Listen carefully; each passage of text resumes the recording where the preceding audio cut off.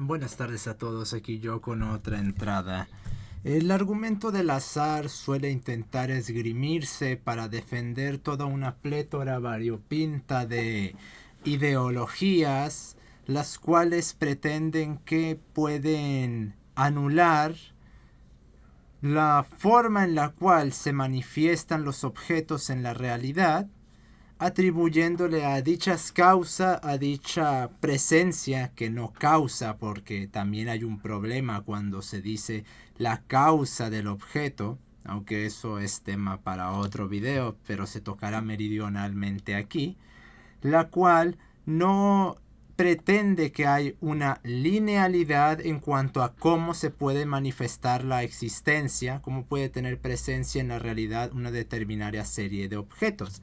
Se le quita ese proceso reiterativo y lineal, el cual funge como necesidad para establecerse y para mantener la presencia y tener presencia en la realidad de un objeto, para pasar a decir que, ya sea por un argumento matematicista, un argumento apologeta de la ignorancia o un argumento un tanto más paradójico, el cual implica las causas aristotélicas, querer anularle la orden y el determinismo inherente a toda la realidad.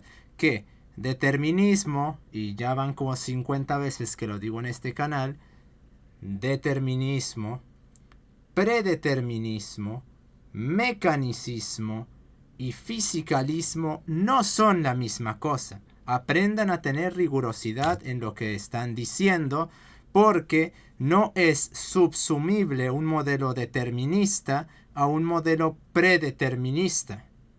Y la gente se la pasa confundiendo el predeterminismo como si todo siguiese una especie de teleología ya escrita por alguien. Y no, eso no es el determinismo, eso es predeterminismo. Es decir, que todo ya estuvo dado y es imposible que se dé de otra forma. Que desde ideologías y anticiencia y pseudociencia pretendida física se quiera defender el predeterminismo desde ciertos órdenes fisicalistas, pues bueno, ese no es mi maldito asunto. Pero entonces la prédica del azar implica anular el determinismo y pretender que las cosas pueden manifestarse por nada, si tomamos el argumento de las causas eficientes, el cual paradójicamente no toma en cuenta que la causa eficiente no implica necesariamente un agente volitivo. Al azar, el cual, a la probabilidad o a la estadística, o ambas, el cual no existe, o el azar, vamos a decirlo vulgar, el cual básicamente dice que algo pasa porque sí, y no tiene una determinada serie de, digamos, pasos o implicaciones necesarias para que tal cosa tenga su presencia, implicando en cierta manera el pluralismo estromático que defienden los buenistas, los cuales pretenden que la realidad tiene continuidad y discontinuidad en virtud en la cual necesiten para el contexto específico que tenga continuidad o no tenga continuidad, ya que no tienen ninguna forma de demostrar cómo esta discontinuidad en la realidad existe, ya que le atribuyen la ignorancia en la prédica del hombre relativa al desconocimiento de todas las manifestaciones de los fenómenos de la realidad. Dicen no, eso no es el hombre, es que así es la realidad, lo cual naturalmente no tiene ninguna clase de sentido, porque están antropizando todo el maldito universo, pretendiendo que si el hombre tiene errores es porque la realidad de hecho tiene los errores, haciendo dependiente al hombre de la realidad, lo cual naturalmente implica, como ya hemos dicho aquí varias veces, la extraña paradoja de que para que el universo exista, el hombre es condición necesaria para que el universo exista, lo cual ni los argumentos teológicos antrópicos, ni el principio antrópico más extremista defiende tal absurdo. Pero bueno, entonces la razón por la cual, primero, pasemos al azar vulgar. Y este es el más fácilmente refutable, que dice que las cosas pasan porque sí. Bueno, es evidente que si algo sucede, no, a menos que apelemos a la generación espontánea, y naturalmente que esa generación espontánea tendría sus reglas y sus parámetros para funcionar también, a menos que digamos que no los tiene, lo cual implicaría entonces decir cómo algo puede hacer algo sin tener parámetro alguno con lo cual se sustente para poder hacer algo o manifestar algo. Directamente sería una especie de espíritu vacío, el cual no tiene propiedades y por lo tanto no tiene forma, que estaría ahí haciendo, fungiendo como el extractor del orden, que no sería orden, el cual sería la causa manifestativa de los distintos operadores existentes en la realidad. Naturalmente que, bueno, al ser la idea más vulgar que se tiene del azar, es fácilmente refutable, porque si sucede algo, esto tiene una serie de procesos tras de ello, los cuales, por ser complejos o por faltarnos conocimiento, no implica que se pueda atribuir a este azar que se reduce a que pasa porque sí o que pasa por generación espontánea, digamos, la implicancia necesaria o lo necesario para que este X fenómeno tenga presencia en la realidad. Este tipo de azar, como puede verse, es un azar local, es decir, un azar no universalizado, sino que se aplica a un contexto espaciotemporal específico en el cual no trasciende, pero se quiere generalizar desde ese contexto. Es decir, el azar no fungiría como una substancia, sino que para cada contexto que se tomaría idealmente o idealísticamente o en términos de ideas como un sistema cerrado en el cual operarían tales eventos o tales fenómenos, se particionaría toda la realidad en esos distintos, vamos a decirlo, conjuntos para aplicar esa idea de azar que es local a esas clases de fenómenos, y implicando entonces que lo que suceda, por ejemplo, que se haya caído una taza, no obedece por necesidad a algo identificable, es decir, pasa porque sí es el que termina siendo el que lleve a cabo dicho fenómeno. Para usar las categorías aristotélicas sería su causa eficiente. No quisiera decir antrópica porque no necesariamente se implicase eso, y tampoco necesariamente se implicaría una causa teológica. Pero en contextos en los cuales el hombre no opera, sería una causa eficiente anantrópica, es decir, una causa, un ordenamiento específico de una serie de parámetros y de operadores, los cuales dentro de ese contexto específico real y tal fungirían como el ordenamiento específico de dichos operadores, los cuales llevarían en la armonización de sus identidades formales a la manifestación de corte presencial, aunque como son anantrópicos, existente en este caso de los distintos fenómenos, como podría ser por ejemplo la formación de radiación o como podría ser una eyección de masa coronaria, por poner otro ejemplo.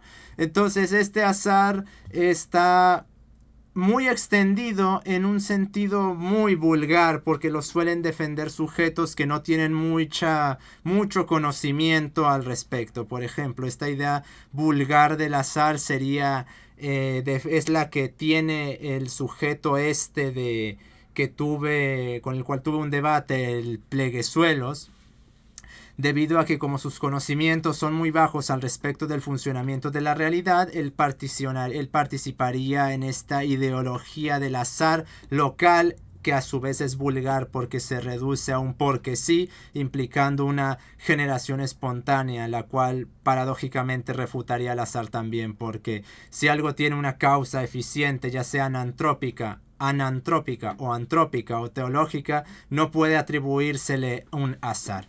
Ok, un azar un poquito más refinado, que sería el azar estadístico y probabilístico, establecería que la presencia existencial de un determinado objeto obedecería no a una causa específica, sino que la causación se trasladaría a una serie de probabilidades en las cuales, en virtud de una X cantidad de combinatorias posibles al respecto de una determinada serie de contextos,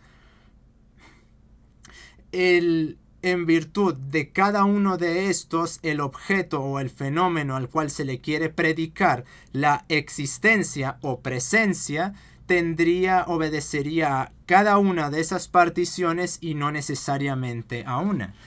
Este azar es un poquito más fino, ya que ya implica la probabilidad y la estadística, es decir, implica argumentos matemáticos, o al menos los implicase si de hecho fueran argumentos matemáticos, porque ni la probabilidad ni la estadística existen. ¿Por qué? El problema con la apelación a la estadística y la probabilidad con lo respecto al azar es que asumen que la probabilidad y la estadística tienen una manifestación anantrópica. Es decir, que no es algo propio del hombre o de la inteligencia del hombre o de las operaciones del hombre la presencia en la realidad de esa probabilidad y de esa estadística, sino que dicen que la realidad o la contextualización referente a determinados eventos de la realidad obedecen a esta probabilidad. ¿Cuál es el problema? Que si esto fuera cierto ya lo hubieran demostrado. ¿Por qué? Porque tendrían que demostrar cuál es la identidad formal de esta probabilidad. En cambio, asumen que ésta existe sin dar argumentos para sustentar dicha cuestión, porque quieren extraer la probabilidad y la estadística a guisa de cómo funciona la forma aristotélica, en la cual la probabilidad es la causa de los fenómenos, pero nunca dicen exactamente cómo en las relaciones que se establecen entre los objetos o los entes en general de la realidad, esta probabilidad participa de ellos más allá de un habilitador existencial o presencial. Se está tomando como existente algo basándose enteramente en nada, porque la manera en la cual funciona la probabilidad es que tienen una unidad que sería el 1, la cual es, vamos a decirlo, el criterio o el objeto que habilitaría, o el ente o el proceso o el lo que sea que habilitaría la manifestación existencial o presencial del fenómeno, el cual se particiona en una X cantidad de distintos elementos, los cuales, bueno, tendría que también explicarse en un sentido amplio cuánta maldita probabilidad existe, porque está bien fácil trabajar con 3 elementos, pero en la realidad aún con solo un átomo estás trabajando con cientos de miles, incluso hasta de millones de distintas contingencias diferentes, las cuales no son mutuamente excluyentes, algo que tampoco me parece que haya escuchado decirles, porque pareciese que en su argumento estadístico en el cual le particionan en virtud de las distintas combinaciones o en las distintas particiones que se hacen de este 1 a los distintos eventos, pareciesen obviar que no obedecería a solo uno, porque por ejemplo, la energía que tendría una X cantidad de ese 1 no podría estar exenta en las operaciones relativas a la ionización de un átomo de hidrógeno o de helio, por ejemplo.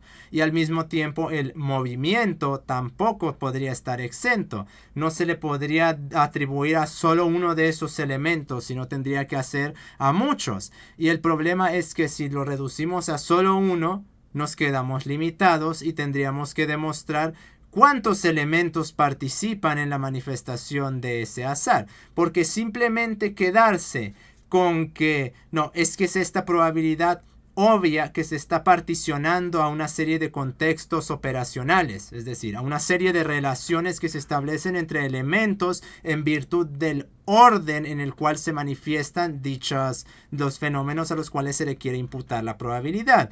Porque si simplemente decimos que es por probabilidad, entonces lo que estamos haciendo no tiene ninguna clase de sentido, porque estamos diciendo que este 1, que sería lo necesario para la existencia o presencia del objeto, particionado entre los elementos, obvia por completo los elementos y simple y llanamente se está atribuyendo a ese 1 la la condición necesaria para la presencia o existencia de los distintos fenómenos, lo cual va en contra de lo que supuestamente está, bueno, va en contra directamente de lo que está diciendo.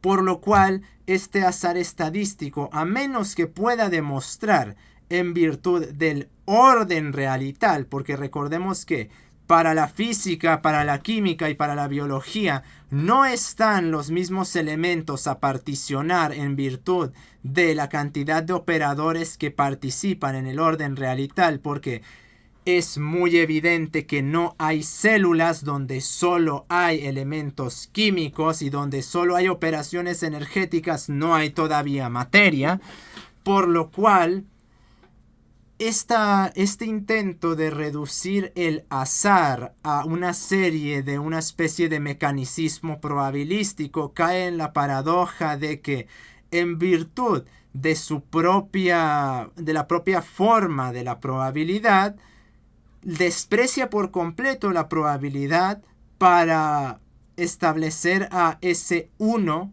como una suerte de substancia, la cual es lo que lleva a que los objetos tengan una presencia, lo cual irónicamente termina refutando también el funcionamiento de ese supuesto azar, no tomando en cuenta tampoco el pluralismo estromático que también se está implicando aquí, en el cual se está subrepticiamente diciendo que un objeto puede tener una presencia en la realidad de formas diferentes, pero esto es completamente falso. Tú no puedes tener un átomo de hidrógeno que no obedezca a la identidad formal del átomo de hidrógeno. El cómo pudo, de dónde pudo salir o qué tipo de movimiento organizativo y armónico fue, de dónde se desprendió o el cómo se organizó o hasta el dónde se llegó a la organización de los elementos de ese átomo de hidrógeno, no tiene absolutamente nada que ver con la presencia existencial de este átomo de hidrógeno, porque todo cuanto existe obedeciendo a su forma. Si lo mueve alguien o se mueve por algo, eso no participa en la existencia del objeto.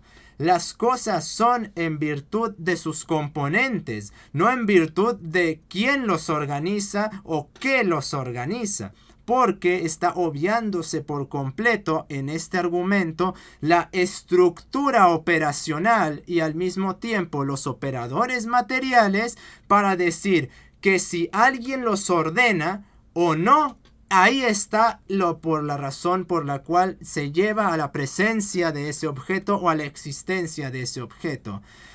Si tú sacas un átomo de hidrógeno de una colisión de un átomo de uranio, por ejemplo, no quiere decir que esta colisión sea la causa de ese átomo de hidrógeno, sino que esta colisión fue una manera en la cual se obtuvo la organización de los elementos para que existiese ese átomo de hidrógeno. Algo muy diferente, porque todo cuanto existe en virtud de su identidad formal, no quién o qué ordenó dicha identidad formal.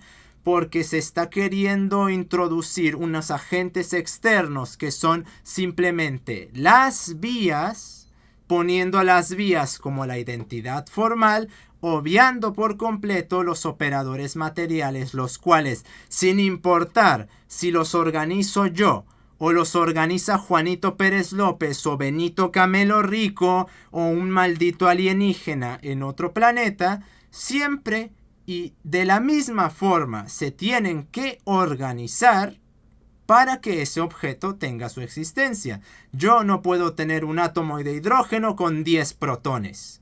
Yo no puedo tener un átomo de helio con 50 protones. Siempre, invariablemente, se tienen que organizar los elementos de exactamente la misma manera. Y cuando se organizan de la misma manera, ahí está tu maldito átomo de hidrógeno o tu maldito átomo de helio. No si lo organizo yo o lo organiza fuerzas anantrópicas. Eso es algo distinto y eso es algo que se le puede objetar a Aristóteles, que está introduciendo en la identidad formal algo que no tiene que ver con la identidad formal de los objetos. Bueno, entonces, habiendo quitado el argumento probabilístico y habiendo quitado el argumento vulgar, nos queda un último argumento, el cual es el más estúpido de todos, porque es el más pretendidamente intelectual, que irónicamente se fundamenta en no haberse leído a putas Aristóteles, porque se dice, el azar es que no tenga causa eficiente algo. Ya, pero el estúpido que clame eso obvia que Aristóteles decía que la causa eficiente de algo puede obedecer a una volición o no. Si yo digo que algo no tiene causa eficiente, entonces estoy diciendo que no tiene causa eficiente anantrópica. Y si no tiene causa eficiente anantrópica ni volitiva, ¿cómo demonios me explica la aparición de ese maldito objeto? Porque si yo quito la eficiencia anantrópica, estoy quitando básicamente la naturaleza, estoy quitando el sistema físico general, el sistema matemático general, y entonces ¿qué nos queda? La creación ex nihilo. Porque de otra forma no puede defenderse que algo no tenga causa eficiente. Porque la causa eficiente de algo puede ser tanto volitiva como anantrópica como antrópica. Por ejemplo, este lápiz tiene una causa eficiente antrópica porque si nuestra inteligencia no está como mediadora para conceptualizar eso y después materializarlo, esto no va a manifestarse de ninguna forma en la realidad. De la misma manera que, por ejemplo, en una explosión de una estrella, la formación de determinados componentes como carbono, como hidrógeno, como helio, neón, xenón, bla, bla, bla, bla, bla, obedece a una causa eficiente anantrópica. Si tú me dices que algo no tiene causa eficiente, no puedes decir que exista de otra manera excepto apelando a un surgimiento desde el vacío, porque solo podría no haber ninguna causa eficiente en el vacío. Aún la nada fungiría como causa eficiente anantrópica. Aquí se está apelando a que como algo no tiene causa eficiente y tomando como creía Aristóteles que funcionaban los objetos, que me parece que está confundiendo la vía con la identidad formal, que no son lo mismo. De hecho, esta crítica curiosamente la hace Bertrand Russell, un ateísta, y me parece curioso que muchos ateístas apelen a esta idea de que algo no tiene causa eficiente, tomándolo desde Aristóteles, cuando Aristóteles decía que, no usaba anantrópico, evidentemente, pero algo puede tener como causa eficiente, como por ejemplo lo que acabo de mencionar de las estrellas, anantrópicas, o como dije de este lápiz, antrópico. Y no, si nos retrotraemos al argumento teológico de la causa eficiente con respecto del origen del universo, ya que Dios participaría de la realidad, sería tanto una causa anantrópica como una causa teológica, por lo cual, aun si se dice que el universo fue algo hecho anantrópicamente con una causa eficiente anantrópica, eso no obvia, ni anula, ni refuta que también puede implicarse una causa eficiente teológica. Por lo cual, este me parece que es el argumento más estúpido, porque es el pretendidamente más intelectualmente fuerte que quieren implicar, pero se sustenta en no haberse leído a Aristóteles, básicamente. Por lo cual, el azar, a menos que alguien me salga, no está lo vulgar del porque sí, no está los argumentos de la causa eficiente, que, bueno, es una completa estupidez ese argumento, y tampoco tienen el argumento matematicista. Estos son las tres ideas del azar que más he visto que se defienden, y todas apelando en cierta forma a un indeterminismo de corte pluralista y también implicando ahí la idea de estroma de Gustavo Bueno. que operando de fondo, no de forma, naturalmente. Y no se me ocurre cuál otra idea de azar se pueda defender. Pero bueno, no tienen los defensores del azar más popularistas argumentos si me quieren apelar a esto. A menos que demuestren que la probabilidad sea anantrópica y funge como substancia, no pueden usar el argumento. El argumento del azar, en el sentido vulgar del porque sí, me habla de generación espontánea, como si esa generación espontánea no obedeciese a unas reglas también. Y el argumento de las causas eficientes, básicamente, váyanse a leer a Aristóteles porque están diciendo estupideces cuando dicen que algo no tiene causa eficiente, porque la causa eficiente puede ser anantrópica. Entonces, habiendo dicho todo eso, no se me ocurre porque son básicamente el orden más basal, un orden local, un orden substantificado y un orden trascendente, y cada uno queriendo decir que lo suyo es lo científico. El probabilístico es el de la ciencia, el cual no tiene sentido tampoco. El de las causas es el filosófico, que es pura mierda.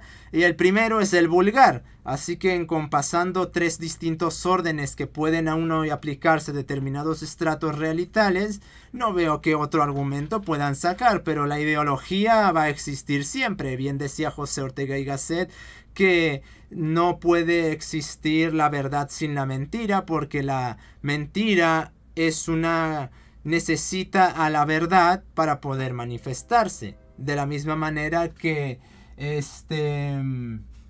todo el mal necesita al bien para poder mantener su constitución presencial en la realidad. El bien no necesita al mal, pero el mal sí necesita al bien. Y por eso es porque la ideología nunca dejará de existir.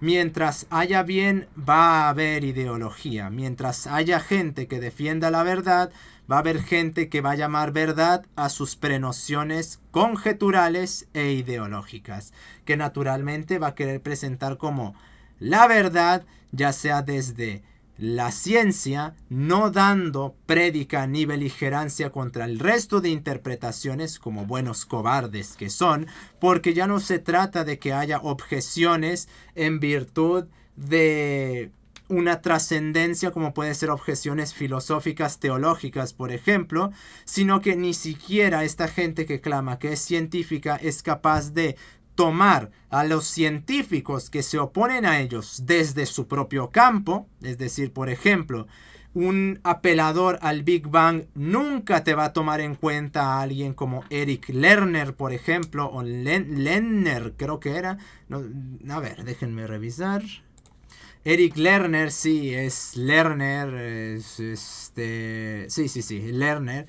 Por ejemplo, nunca te lo va a tomar en cuenta ni va a escuchar sus argumentos a pesar de que es físico, y de hecho él se ha molestado en querer obtener evidencia empírica de laboratorio para sustentar su idea universal, contrario a lo que están haciendo los teoreticistas, los conjeturalistas del Big Bang, que ven cualquier fenómeno cosmológico y dicen: esto demuestra que el Big Bang existió, obviando que no han demostrado tres cosas que son fundamentales para su teoría: el inflatón, la energía oscura y la materia oscura.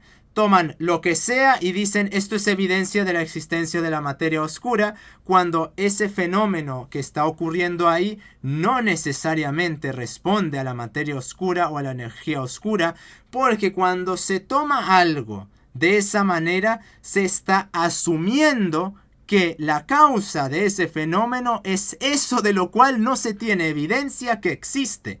Así que básicamente se está partiendo de una petición de principio que le imputa a ese fenómeno lo que se está buscando, para después derivar de una ignorancia algo lo cual no se tiene evidencia verdadera de que exista, porque X o Y fenómeno cosmológico puede obedecer a algo completamente distinto, no descubierto o directamente ni siquiera hipotetizado, y no necesariamente a las conjeturas que ni siquiera llegan a hipótesis de esta gente. Por lo cual, no. Que alguien diga, es que aquí hay evidencia. La evidencia va a ser que demuestres que el inflatón, que la energía oscura y la materia oscura existen. No que esto que está ahí podría llevar... No. Demuestra que eso existe o no puedes defender el Big Bang. Tan simple y sencillo como eso. Y eso es un severo problema que existe en el sistema de la ciencia. Este necesitarismo. Necesito que esto exista para que mi modelo funcione. Por lo tanto, esto que necesito que exista para que mi modelo funcione, existe. ¿Y por qué existe? Tomo lo que sea y digo por eso. Excepto la demostración de eso que es necesario, evidentemente, lo cual sería el sentido común más basal para cualquier procedimiento pretendidamente científico. Es decir, primero demostrar el operador y después de la demostración derivarlo, o tan siquiera tener la humildad de decir: se necesita que esto exista, y si esto existe podría manifestar esto, esto y esto, pero tiene que entenderse esto como un modelo conjetural que necesita de algo no demostrado, de lo cual no se tiene evidencia, y lo que se tiene no es sólido para que tenga una manifestación en la realidad. Pero vamos a quedarnos con esto mientras seguimos investigando y después sacamos conclusiones. En cambio, ¿cómo funciona ahora? Saco conclusiones, no demuestro, asumo por completo y después impongo desde la ignorancia más fatal. O como diría Mises, también desde la más fatal arrogancia. Lo cual tampoco exenta a Mises de participar en ello también. Porque él también se creía científico y el liberalismo no es científico.